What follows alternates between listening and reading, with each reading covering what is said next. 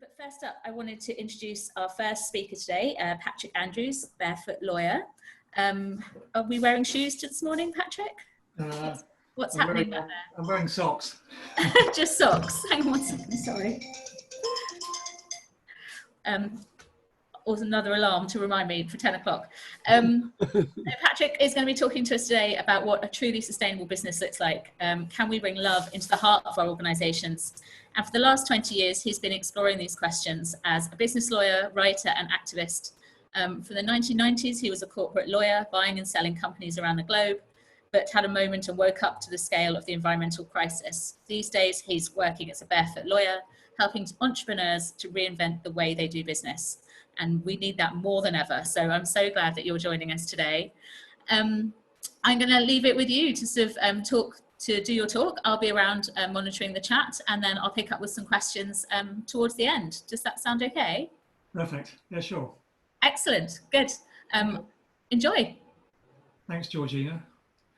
All right. Well, I guess stories is a big theme for me recently. I've just noticed more and more how as human beings, we make sense of life through stories. So I'm going to share some stories, I guess, from my business career, and just share some, I guess, thoughts that have been emerging for me about how business works, how human beings work, and where we might be all going collectively. Business is such an important part of our world. It's become the framework, within the context within which we live our lives. Nearly all our material needs are met through business. Our clothes, our food, certainly in Western society in the 21st century, so much of what we rely on is produced by business. And I guess it seems to me that we're only really starting to understand what business is all about. We're only really starting to become conscious of that. And so, yeah, for 20 years or more, I've been obsessing about, well, what's business for and how do we organize it and so on. So I'll share some stories and then see where we get to. I guess just a few words about me to add to what Georgina shared. Yes, I'm a lawyer, a facilitator, a husband and a father. I'm a nature lover. And part of my journey has been to try to integrate and reconcile all those different parts of me and not favour one over the other. It feels like sometimes the lawyer part has tried to muscle out some of the other bits. And so in recent years, it's been more and more comfortable in being all those things rather than just having to choose between them. So I'll start with a story. It seems to me that there's a lot of old stories in our society that are failing us now, that made perfect sense 50 years ago or 200 years ago or 1,000 years ago and just don't make much sense anymore. So I'll try and illustrate some of the old stories about business. So picture the scene. It's 1999, nearly the turn of the century, and I've just landed in Shanghai. I was there because I was a corporate lawyer working for one of the world's biggest retailers called Kingfisher, who owned B&Q, the home improvement chain. And China was just opening up to the Western world, and there's nothing that gets a retailer more excited than a new untapped market opening up, particularly one the size of China. So I was flown out to speak to local lawyers to see how we could structure a new business there. And I was driving in from the airport towards the centre of the city and looking out the window of the taxi and just drinking it all in. I'd never been to China before. And by the side of the road, there were what we call mum and pop shops, family-owned businesses selling tiles and wallpaper and paint. And it's colourful and lively and diverse, and I'm drinking it all in. And my colleague says, these are the sort of people we're going to put out of business. And I thought, oh. My mind went back to 10 years before when I'd backpacked around Southeast Asia. And I'd loved all the diversity and colour and life of the markets and the street stalls. And somehow 10 years had gone by and I'd become this corporate person who was mindlessly coming to put these people out of business. What was that all about? I suppose that for me, that was sort of a wake up moment for me. And a load of things started to unravel in my mind. I started to wake up to the impact of my work.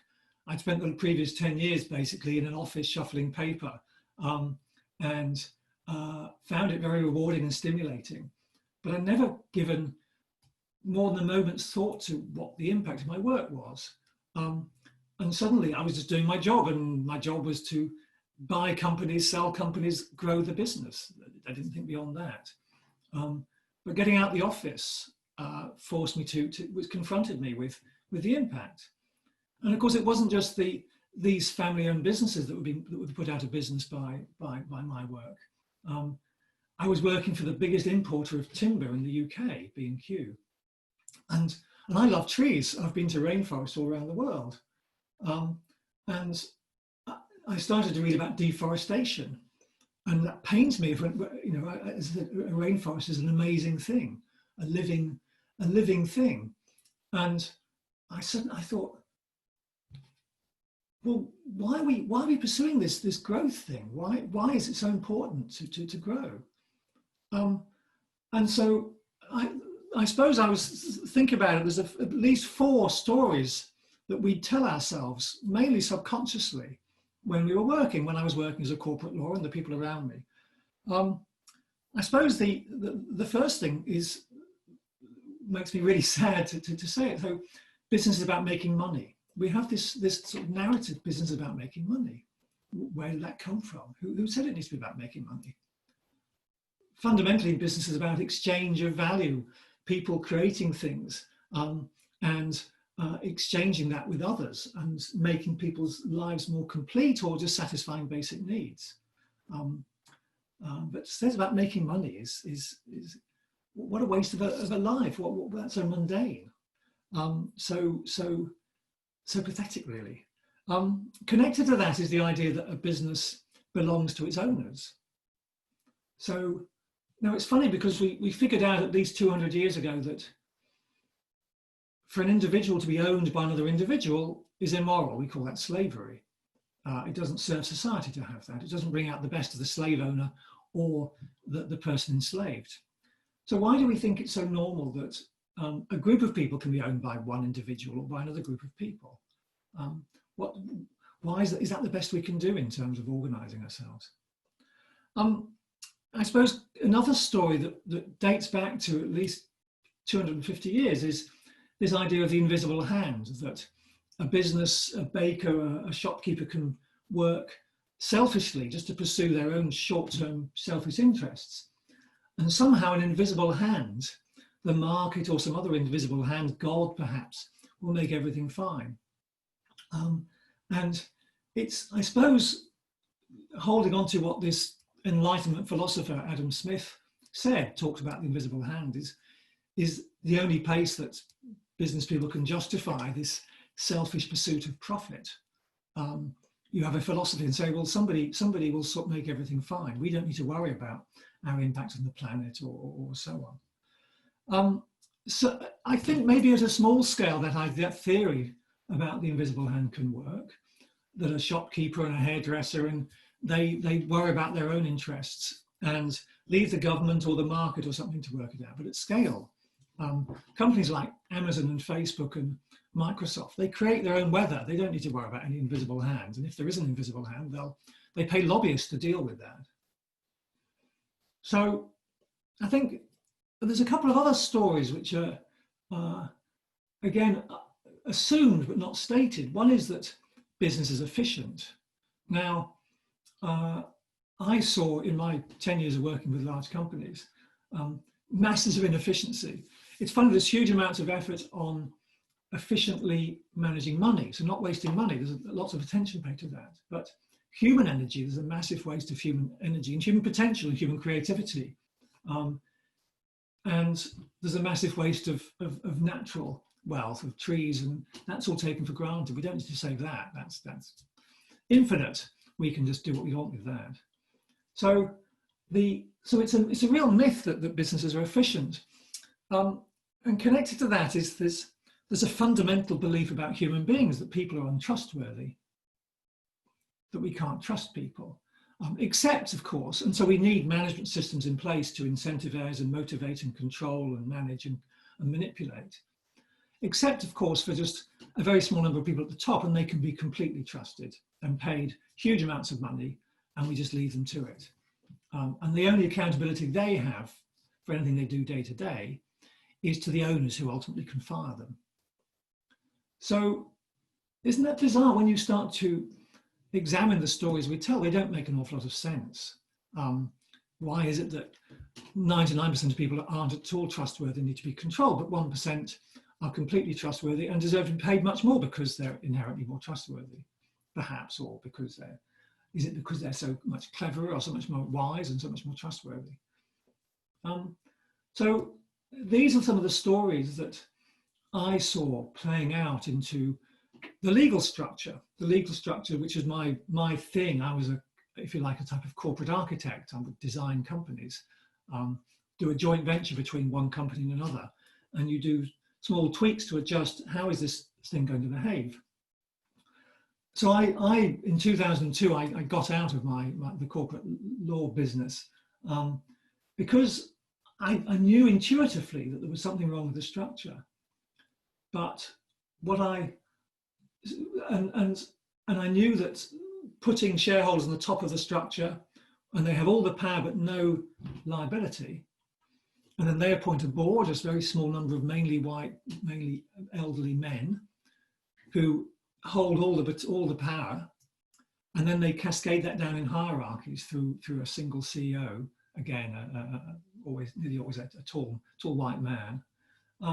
We've embedded all these assumptions about humans into our structures, and it's no surprise to me that embedded racism, embedded sexism.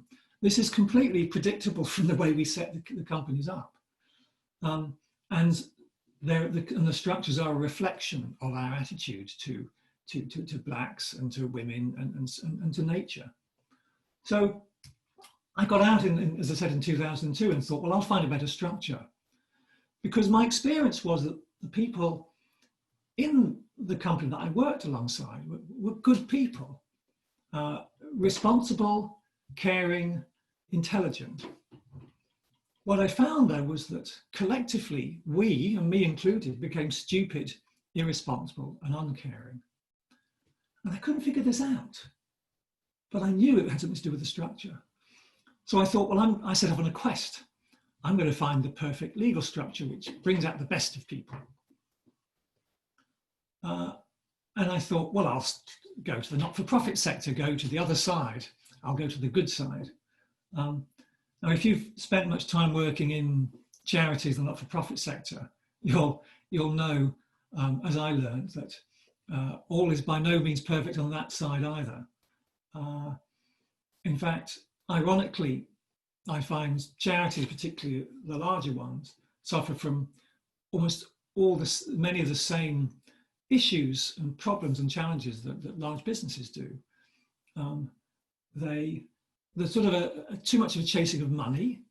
So on the business side, it's chasing of investors and pandering to investors' whims, or pandering to customers' whims. Actually, that can be equally bad. Do whatever you can to keep the customer happy, even if that gives them cheap, nutritionally worthless food, but just keep them happy in the short term. On the not-for-profit side, it's about keeping donors happy and that constant unease of, will our funding be renewed? So the beneficiaries are somewhere down there, and we know we want to care for them, but we've got to keep the donors happy and do all sorts of perverse behaviors to keep donors happy. And the other thing was this thing about trusting a small number of people, again, mainly men, to make the decisions sitting in an office. And these can be decisions that have ramifications for thousands of people. They almost never involve the people who are affected, and they're made in an abstract way by the people who don't have all the information. So I thought there's got to be a way of organising things. At a certain point, I came to a stop. I think what I'd thought, for years I thought, there's a problem here, I'm going to solve it, like I used to solve a maths problem at school. it's a complex problem, but I'll solve this. I'll find the perfect solution to the way to organize people. That's a bit like trying to solve life. Life's a predicament, not a, which is something that you constantly engage with. You're never going to solve life. And actually to engage with life, just bringing your head, the head is ill-equipped to understand life. It's a very limited tool for that. It tends to split things up and analyze them. And life is made up of wholes.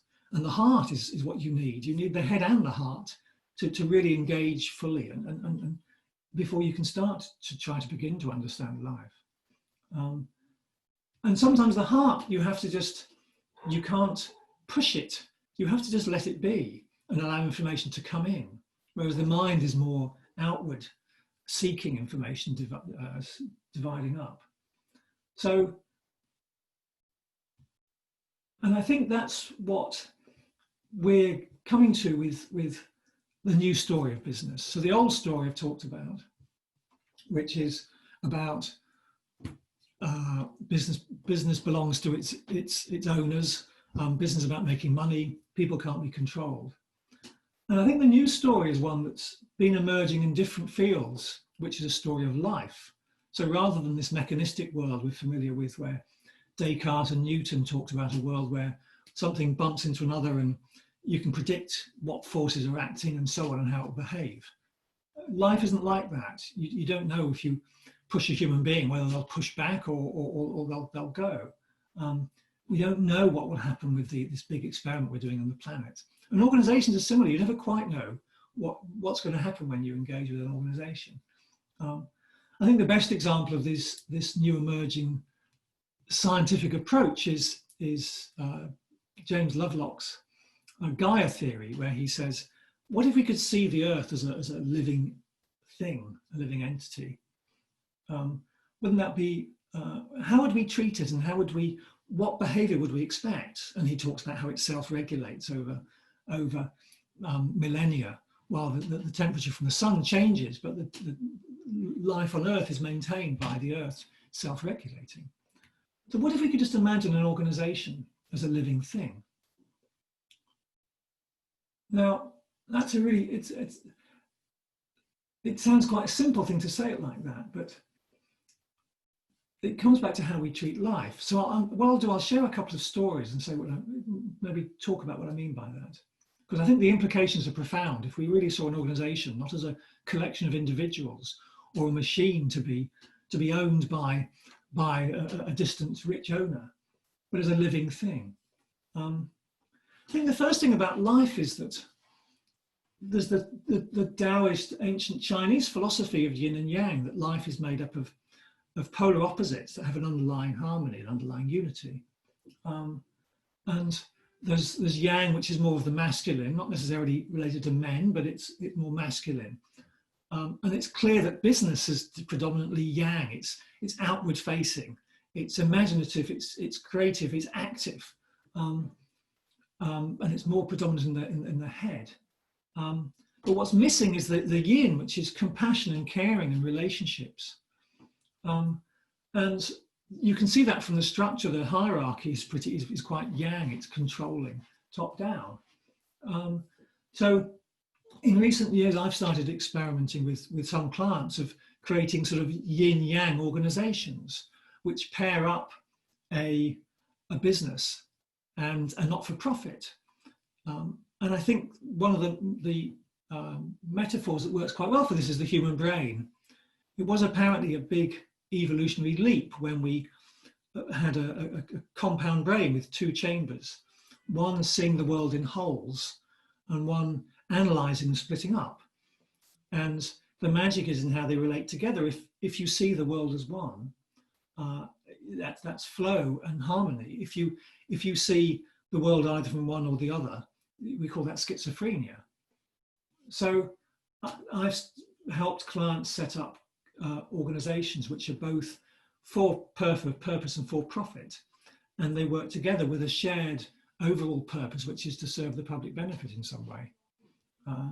And we've had quite a lot of success with that, and these companies have managed to raise investment up to several millions.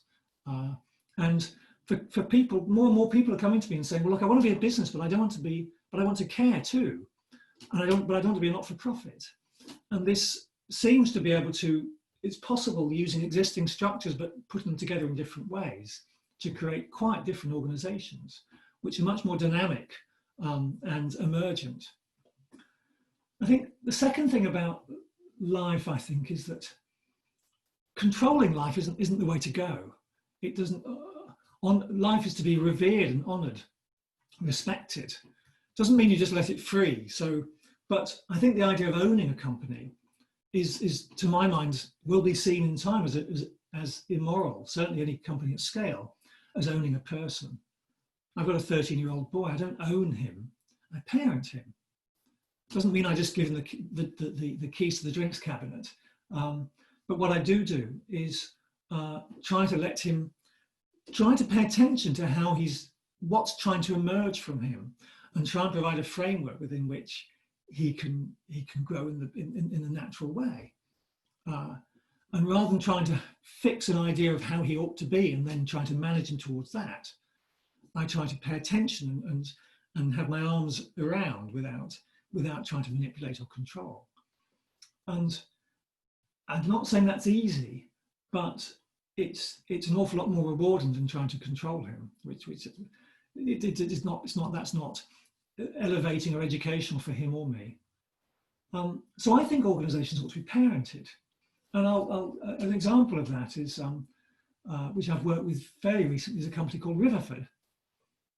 And Riverford is a lovely company. It's been going for over 30 years, sells organic veg boxes based in Devon in the southwest of England. And the owner has parented that organization for years, Guy Singh Watson, lovely character. He's a farmer, philosopher, businessman. And he was farming his leeks 30 years ago and couldn't eat them all, so he started delivering them to local people. And gradually the business grew. And he seemed to find that right balance between holding it, controlling it. In the early stages, he was very hands-on. He was the CEO and everything. And then he got to a certain scale, about 100 people, and he thought, well, I'm not the right person to control it. So he stepped back, but didn't let go, didn't sell it. He appointed a CEO, but he was the overall owner and still stayed involved.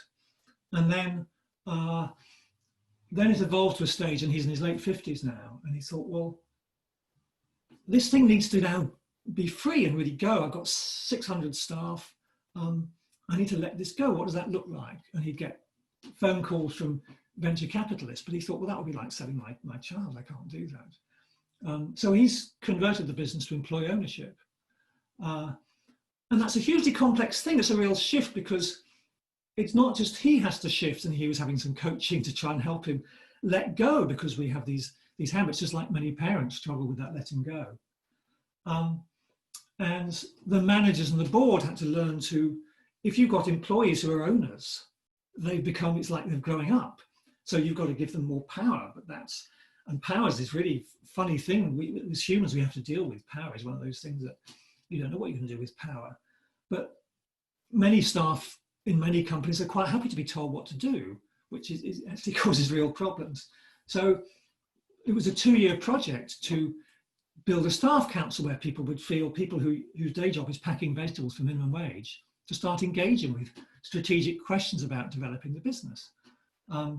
And senior managers were learning not to control and to coach their people rather than, and actually this, and now the company is owned by trustees. Well, it's not owned, it's held by trustees on behalf of the employees.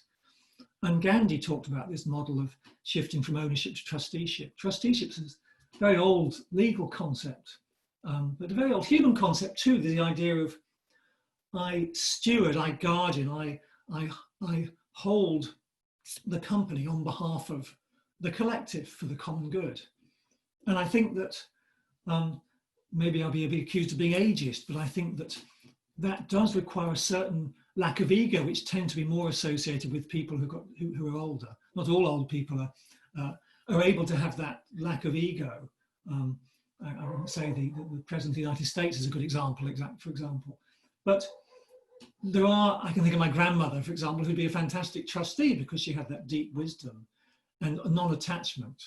And I think so we need to shift ownership, but that's a sacred cow of Western society and Western capitalism is ownership. So, and I think that the other thing is shifting away from this control mechanisms and management hierarchies. The Taoism talks about allowing nature to unfold in a natural way, and management is about stopping that and controlling it. And more often than not, it just stops good people doing good stuff. Now this is happening. There was a book came out in 2014, Reinventing Organizations, describing businesses, large enterprises around the world who've got rid of all their managers. Very inspiring company called Buurtzorg in the Netherlands, a nursing organization. So 7,000 or 8,000 nurses, not a single manager, and they work in teams. So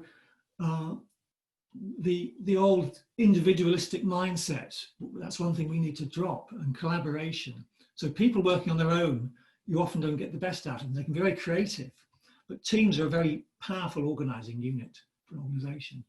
And this book's, as I said, Reinventing Organizations is becoming very influential, and a lot of large organizations are starting to experiment with this, and many of them having very good results. The whole movement is coming from this. Now, I'm aware that if I'm talking about changing ownership, dropping management, and pairing up businesses with not-for-profits, this is a revolution. And revolutions don't come around every year, every 10 years, can be every 100 or 200 years.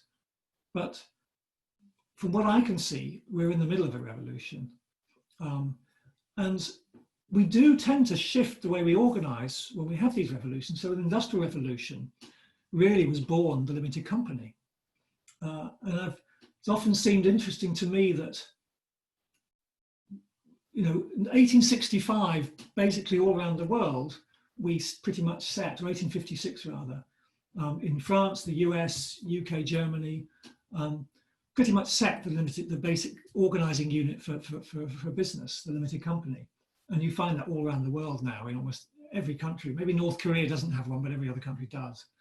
So in 160 years or so, we've split the atom, put man on the moon, invented the internet, but we haven't changed the basic way we organize. And it's a feudal structure. It's master and servant. The owners, some people own, and the majority are owned. It's a very top-down feudal mindset. It was invented, it was developed in a time that the slave trade has only recently been abandoned. So we can do better. And just as the Industrial Revolution gave birth to the limited company, I'm dreaming that the revolution we're now in, the moving to a more organic way of seeing the world and living with the world, will give birth to new legal forms. And that's what. So I suppose this, and I think of this story of an organization, a business as a living thing that evolves, adapts, gets to a right age, goes through adolescence, and then it should no longer be owned except by the collective, not by any individual, is something which I think, and I'm seeing it more and more in literature where people are saying, well, if we were to use that conceptualization, what might be the implications? And I think we're going to see much more work in this field of what it might mean in terms of how we manage people. What do we do with the stock exchange? I don't see, I think sustainable life on this planet is incompatible with stock exchange, remote ownership of businesses. But yeah, call me a radical. So, and I think of the words of John Lennon, you may say I'm a dreamer, but I'm not the only one. And the thing is that what I'm finding in my practice is more and more people are coming to me and saying, look, I don't want business as usual. What can we do? And new possibilities are emerging. And I think that's a nice story. And a last thought, I suppose, before I'm open to questions. one way of thinking about this is to think about it as coming down to a matter of trust. Where do we place our trust? It used to be hundreds of years ago, we place our trust in God or nature or life, whatever you want to call it. We place our trust in a universe which sort of knows what it's doing and trying to pay attention to that, to learn from that. What we've done with the way we've structured society and structured our businesses and organizations, we've placed our trust in a few tall, confident sounding white men, rich men, powerful men. That's where we've placed our trust. Consciously or not, that's what we're doing. My own preference is to place trust in life, in nature, that some sort of unfolding, that nature did pretty well without a human telling it what to do for 11 billion years. And that maybe we've just taken a misstep and it's time to go back and say, let's study how the universe is designed. What's the natural order of things? How is our human body designed? How does our brain work? How does our heart and our head relate to each other? What if we could learn from the way nature does things and apply that in the way we organize? We might well be onto something if we do that. And that for me has an awful lot more plausibility and appeals more to my mind than relying on Bill Gates and Mark Zuckerberg and Boris Johnson to lead us. So yeah, I'm open to any questions. Hey Patrick, that was absolutely amazing, and I've been sitting here just going yes to everything that you're sort of saying. I wanted to ask you what you think about B Corps and their sort of place in things, because they seem to be a nice halfway house between companies that want to make profit but also have a sort of social or environmental purpose. I think B Corps is a really interesting sort of interim model. If you like, B Corps is an enlightened shareholder model. You still assume somebody owns the business, but they're a good person, because there's nothing in a B Corp that prevents the owners selling it, as indeed the B Corp pucker was sold to, I think, Unilever or PepsiCo. Yeah. So as long as the owners stay good people and do the right thing, I don't think I think the combination of putting a purpose beyond profit in the Articles of Association, which is a fundamental part of being a B Corp, is really profound, because it prevents the law. The law doesn't like a vacuum, and so if you don't have a purpose in your articles, the law steps in and says, well, your purpose is to serve shareholders first. So what B Corp says, well, no, we are having a purpose beyond profit, and that, if you like, weakens the power of the shareholders. And all the assessment of the B Corps, I think it's very thorough. So I think there's lots of things, and I've got lots of people I know who are involved in B Corps. It's got a lot of integrity, and I think as a brand and a standard bearer, it's got. I'm probably a bit more on the radical than that. That's good. But a lot of people I know, I think in terms of the best show in town at the moment, I put B Corps. There's a lot of alignment between my thinking and the B Corps. Definitely, they seem to be a more accessible version for people who might be a little bit scared of radical restructuring. I think that's right. I think I agree with that. And Riverford is, as I understand it, is a B Corp. So lots of people I know are looking at B Corps. So yeah, I agree. I think it's there's a lot to be said for it. And if you think there's a danger with some of my thinking, which is that it's 10 or 20 years time. If you want to know what's the best in town now, I think B Corp is a very pragmatic. How do you cope if you've got a business in a world like this and you want to show you're different and want to be different too and want to be pushed? I think B Corp's very good. Definitely. And I think at the moment as well, people are really searching out and judging corporations about especially how they've acted in the last few months, how they're looking after their employees, how they're communicating. And I wonder whether, the chaos that we've been through this year will speed up some of those changes.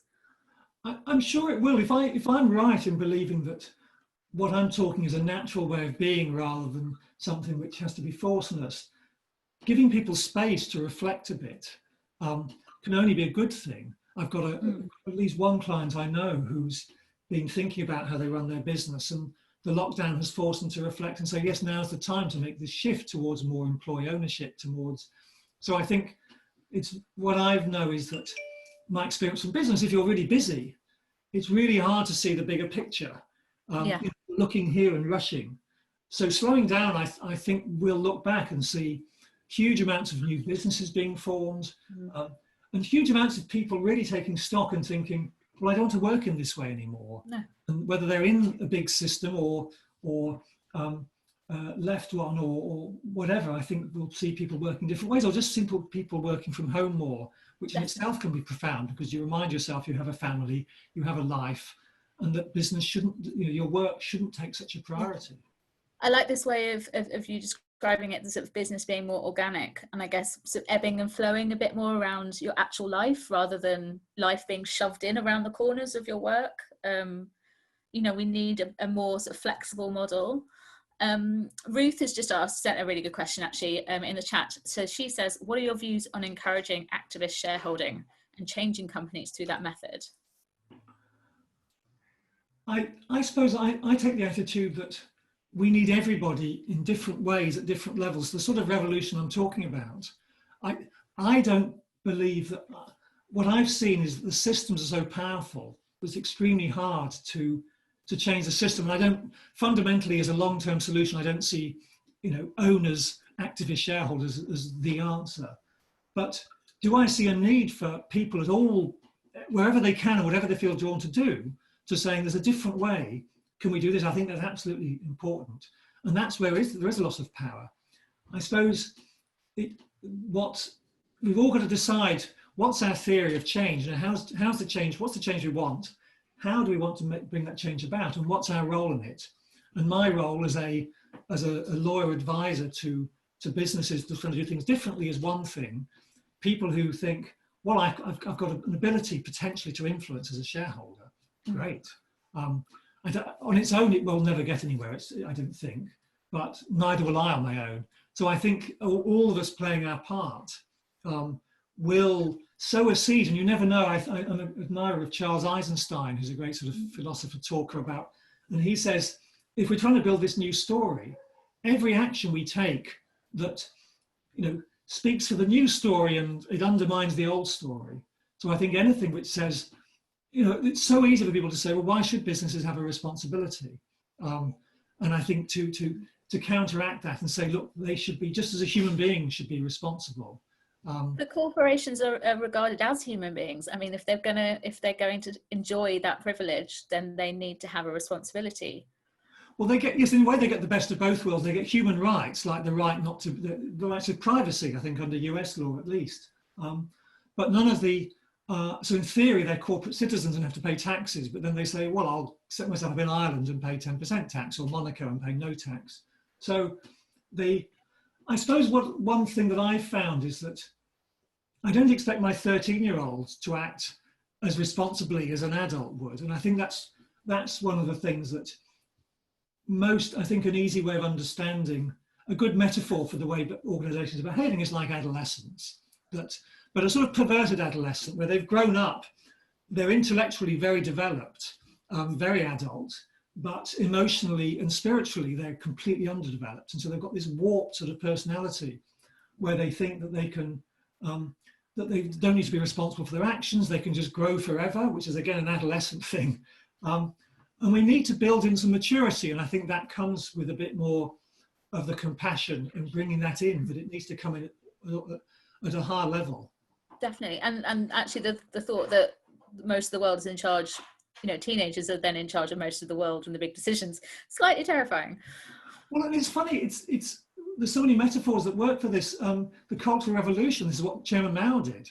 He said, look, the educated, the wise, the older, we don't want them, we want the young people. And so it's very funny that we're so in love with this youth, this growth, we just need to grow up. And I guess especially we've seen that so condensed in the kind of Silicon Valley boom and bust tech companies that really thrive on this very adolescent culture as well. I think in a way the old stories thing is interesting. I think of my parents when they survived the Blitz in London, and then so they got into the late 40s in their going out into the world of work, and then there was an absolute need. The story was we need to rebuild and we need stability, and that story was a really important one. Stability, you know, get beyond rationing, rebuild our buildings and so on. But that story is still being played out. We need to build, you know, lots more houses and stability, and the stability of our wealth and our societies and businesses.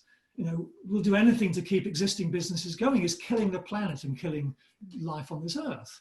So you can't have, you know, you put stability somewhere, you'll get instability elsewhere. And the organic way will say much more, well, actually nothing's really stable. You know, why shouldn't BP and Tesco's go bankrupt? What's wrong with that? If they're not serving, let them die. There'll be a few jobs that'll be painful for a while, but that's life. I guess there is this, perhaps the more unstable other thing politics example becomes, then people cling to what they've known, the structures that they've known, the brands that they've known. But actually, I think this is where I think it is changing. People are willing to let go of those a little bit more, I think, now, and actually give up what they can see is harming us. I agree. I think a therapist friend of mine says that we're all traumatized. And I think a lot of the trauma of the First World War, the Second World War, the slavery, a lot of this stuff lies very deep. Some argue it goes back to the Roman times when our native tribes were ravaged by the Romans, and that we're still playing out a lot of the trauma from that. And so we hold on to things in a very unhealthy way. But I do agree that some people have compared this time we're into the 60s in terms of this sort of wakening up, where people at all levels in companies, from the CEOs down and shareholder level, are saying, what are we doing? Mm-hmm. Now, they don't quite know what to replace it. And this is why I feel I'm writing a book about my work. I feel I'm onto something, because for years I've seen people saying, well, this is what's wrong with business and government needs to regulate. Well, government isn't going to regulate. Let's get real. Not the government as it's structured as it's structured. But I do think that there's more and more pressure, particularly from the young. Some of my clients doing the best work are in their 20s, saying, let's dream, let's do things differently. And I think that's what gives me great hope. I think more and more people I'm seeing are waking up and being willing to try different things, because they can see the scale of the challenge we've got. And Definitely. They can see that the tools we're using are just not equipped to cope. It's been amazing. So I run a magazine called Pebble, which has been going for about 4 years. It's all about sustainable living, and the amount of people in the last 4 years that are now running their own businesses who want to do things better, from a zero waste manufacturing model to a circular economy model to, you know, going into industries they have no experience in, but they just have this passion for change and can see a better way. And I think that's so different from perhaps the 90s, where it all had to be slick and impersonal and we had to be globally successful if you were ever going to do anything. And I think there's this really fantastic kind of like, I can make a difference as an individual, as a consumer, but also as an employee or a future business owner, or social enterprise owner. People do seem to have much more agency than they perhaps thought they could a few years ago. I agree. And I think I've noticed that people are being more willing to show up as whole human beings. And I think having more women in more senior roles helps with that. I'm not saying it's just a women thing, but one of the great sort of dysfunctionalities I found when working with big companies is that need to put on a face. So I wouldn't possibly have a beard, and I wouldn't have long hair. I'd have the suit, and so I'd have to look as if I'd have to present this face, even though behind it is all sorts of stuff, right? And that was what my experience. I went for work for a big company years ago, and I thought, this is going to be so impressive. They make these amazing machines, and they do, but you get inside and you find what a bloody mess. Good people running about, sometimes like headless chickens, and sometimes the left arm doesn't know what the right hand's doing and the foot doesn't know what the head's doing. And I think allowing that to be, and so the reaction is, let's control that and manage it and put somebody in charge who's equally messy and flawed, probably a sociopath. But instead, if we go with a much more, well, let's be forgiving of being human. Let's show up with our messiness. I noticed actually just by accident, really, I'd set up my room and was having a Zoom call one day, and I thought, gosh, look at this. On the one hand is my right brain, my book's in order, and on the left hand is love and my wife and sort of messiness. And I think if we can just and that's been my journey, to become not just a lawyer or a nature lover, but to become a barefoot lawyer who balances and allows both of those two to be the best. I want to be the best nature lover and best lawyer I can be. And realizing they don't have to be more rewarding. Yeah, we've had a really good question from Rebecca, if you don't mind. Sure. So Rebecca says, I think this has pushed decision making on a purely price basis to the consumer, although some choose based on different principles, like in green energy. This means that the role of experts is reduced. How does Patrick think that decision making is best structured in new organizations to be able to balance deep expertise with distributed intelligence? Well, that's brilliant. Yeah, hello, Rebecca. Rebecca's watching everything you say.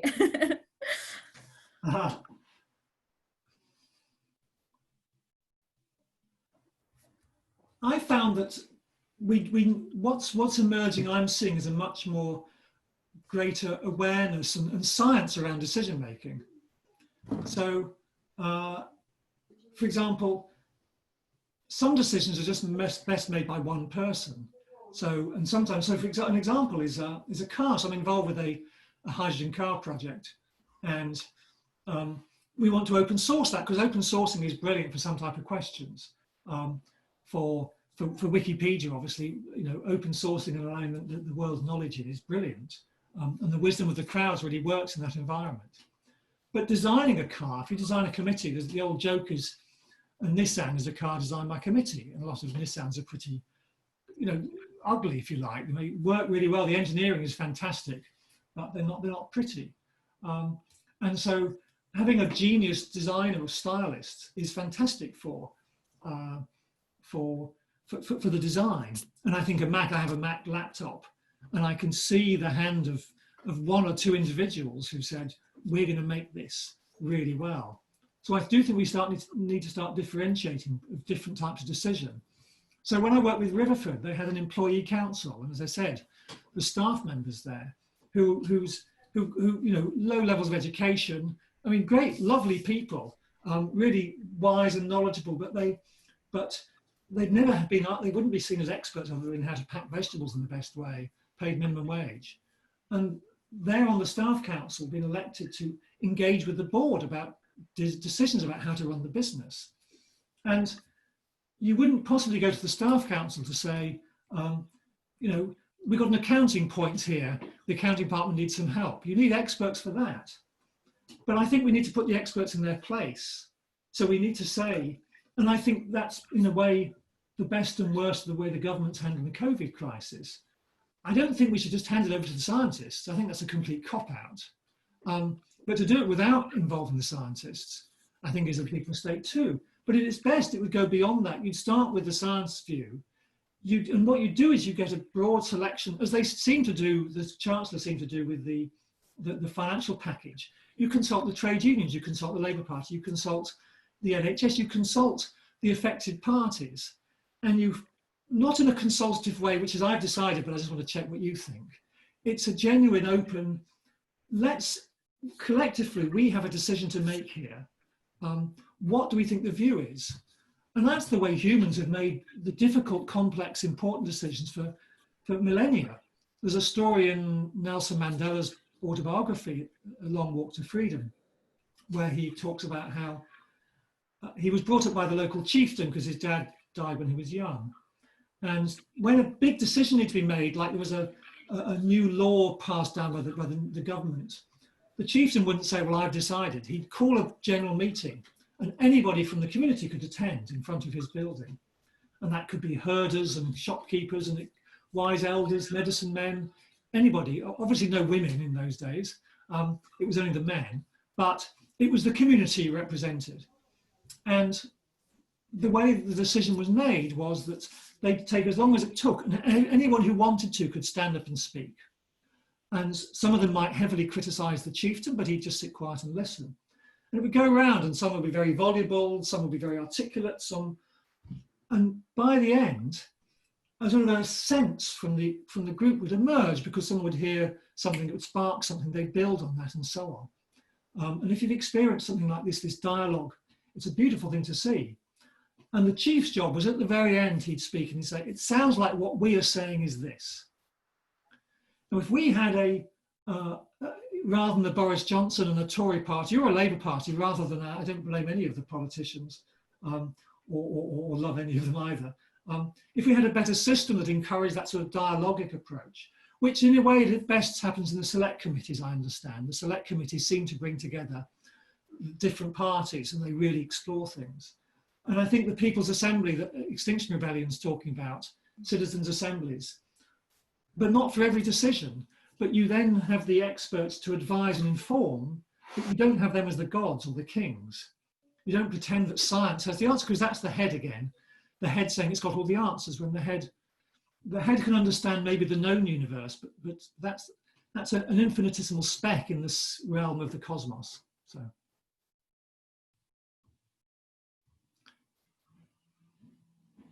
But we can't hear you, you're on mute.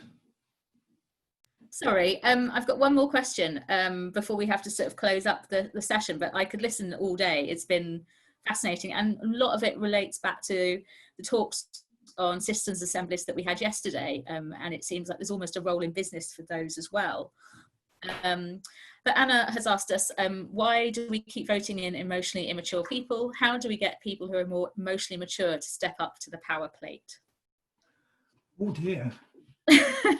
It's funny. It's like solving politics, isn't it? In business, I've found that you can get extremes. I can think of a couple of CEOs I work with who are really extraordinary, enlightened, wise people I really learned from and respected, trying to keep hold of a crazy system. I suppose one answer is I do think we get the politicians we deserve. I do think that often the Trumps and the Johnsons are expressing something which was suppressed. And I think they're saying things about immigration that people are thinking about, which actually, it's not, I don't see the British people as racist, but when they're told they can't talk about certain things, you know, it's suppressed and they get frustrated and so stuff comes out. And I think we probably need to move through this immature phase. I think we all need to collectively grow up. I think there's a lot of people who are feeling frustrated for lots of reasons, and rightly so very often. But because they're very often emotional people, the way they express it is in unsophisticated ways. I suspect the smartest, wisest, most mature people are far too smart to get into politics because of the way it's structured. Again, as somebody who's a student of structures, I think whoever, you know, I think probably Gordon Brown was a really decent guy. John Smith certainly was. Tony Blair, I'm never quite sure about, but I think almost inevitably you lose your morals along the way unless you're an extraordinary character. I guess I am praying for an extraordinary character, but I'm also assuming we need more breakdown. That's the way life tends to happen, is that if you're in a forest, you need a storm and something. And I think the way I see the world with the pandemic is just the start. We're going to have a revolution, you know, a breakdown on the scale of multiple pandemics with climate change. It's only a matter of time, whether it's 3 years or 10 years. And there's going to be a massive economic crisis. And these things always throw up the best and worst of us. And I think we'll all individually be called on to say, well, who are you? Who do we want? And I think some wise person said, you know, we'll only grow up when we lose our reliance on clever, rich, you know, white men. And I think that's been my journey too, is not thinking I'll find some great leader out there to rely on, to put my trust in.